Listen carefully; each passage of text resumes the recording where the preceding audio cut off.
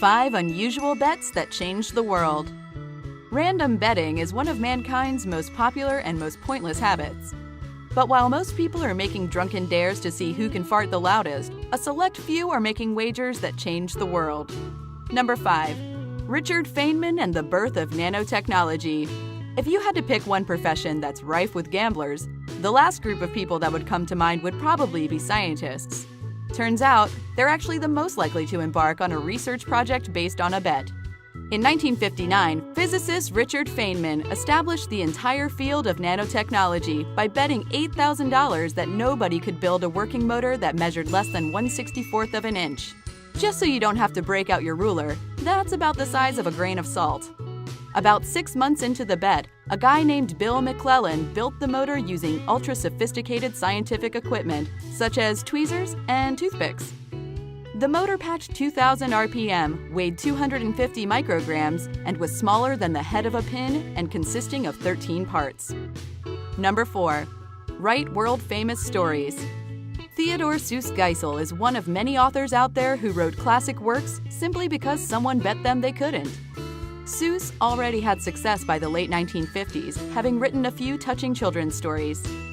One day in 1960, after completing The Cat in the Hat in 225 words, his publisher, Bennett Cerf, decided to lay down a bet of $50 that Seuss couldn't write a decent story using 50 different words or fewer.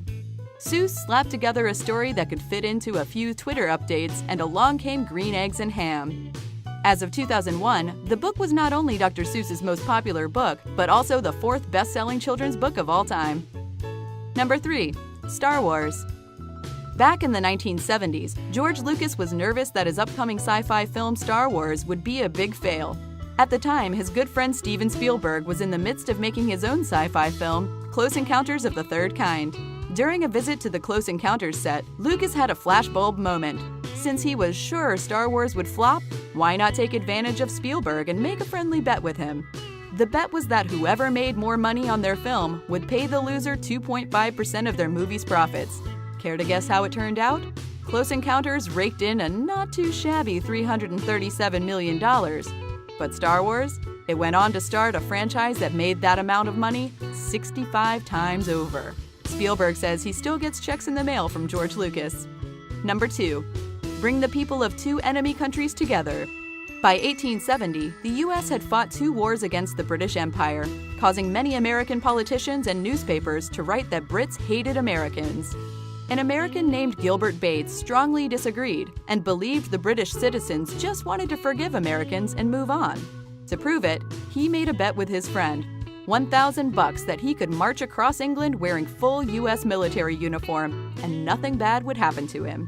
Gilbert marched through England holding an American flag for more than 400 miles. And not only did Bates walk away clean, but Brit citizens fought for the privilege of feeding him and cheered him on. When Bates arrived in London, the English threw a citywide party for him, where they raised the American flag right next to the Union Jack. From that moment on, politicians and newspapermen who sensationalized the conflict were silenced and peace would exist between the 2 nations. Number 1. Write out the most important works in the history of science. First place also belongs to the scientific community, since modern physics also got its start thanks to a bet. Back in 1683, a guy named Christopher Wren was chatting with an astronomer and wondered why the planets moved in weird orbits, instead of in nice, neat circles. It turned out that the answer was unknown at the time, so Wren made a wager with his fellow scientists at the time, betting 40 shillings that nobody could come up with an explanation within 2 months. Enter Sir Isaac Newton. It took Newton years to prove his theory, so he was never able to claim his prize, but he vowed that all the time he had spent would pay off somehow. So he expanded on his discovery and published it as a book commonly known as Principia.